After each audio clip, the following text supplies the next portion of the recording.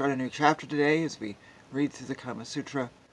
It is entitled, Of the Aparishtaka, or Mouth Congress, which is different from kissing because we've done a kissing chapter. There are two kinds of eunuchs, those that are disguised as males and those that are disguised as females. Eunuchs disguised as females imitate their dress, speech, gestures, tenderness, timidity, simplicity, softness, and bashfulness. The acts that are done on the jagana, or middle parts of the woman, are done in the mouths of these eunuchs, and this is called aparishtaka. These eunuchs derive their imaginable pleasure and their livelihood from this kind of congress, and they may lead the life of courtesans. So much concerning eunuchs disguised as females.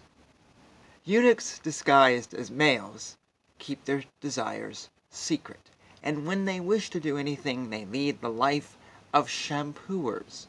Under the pretense of shampooing, a eunuch of this kind embraces and draws toward himself the thighs of the man whom he is shampooing, and after this he touches the joints of his thighs and his jagana, or central portions of his body. Then if he finds the lingam of the man erect, he presses it with his hands and chafes him for getting into that state. If after this, and after knowing his intention, the man does not tell the eunuch to proceed, then the latter does it of his own accord and begins the congress. If, however, he is ordered by the man to do it, then he disputes with him, and only consents at last with difficulty.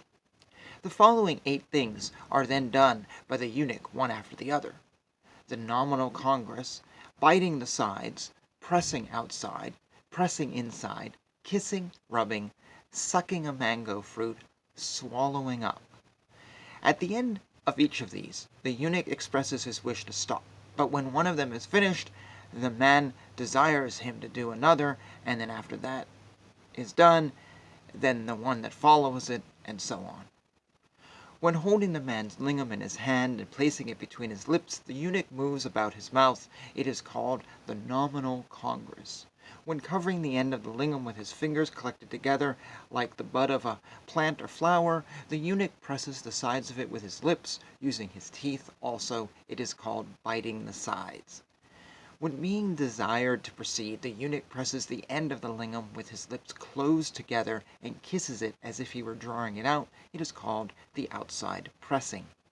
When being asked to go on, he puts the lingam further into his mouth, presses it with his lips, then takes it out. It is called the inside pressing. When holding the lingam in his hand, the eunuch kisses it as if he were kissing the lower lip. It is called kissing.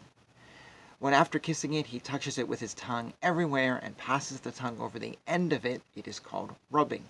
When in the same way he puts half of it into his mouth and forcibly kisses and sucks, this is called sucking a mango fruit.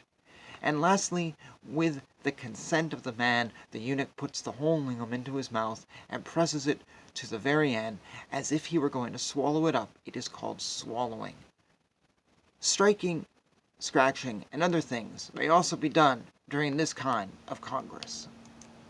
And we will pause there and finish this chapter in another video. I do want to mention that when this says eunuch, it does not refer necessarily to homosexual. Yes, this is a homosexual act between 2 men. I'm wondering if this book will have a chapter about lesbian sex. Seriously doubt it, because this book really doesn't seem to care about women that much. But this is not about homosexuals. Eunuchs were not homosexuals. They may be, they may have become, but this is a very different situation than if this was being written today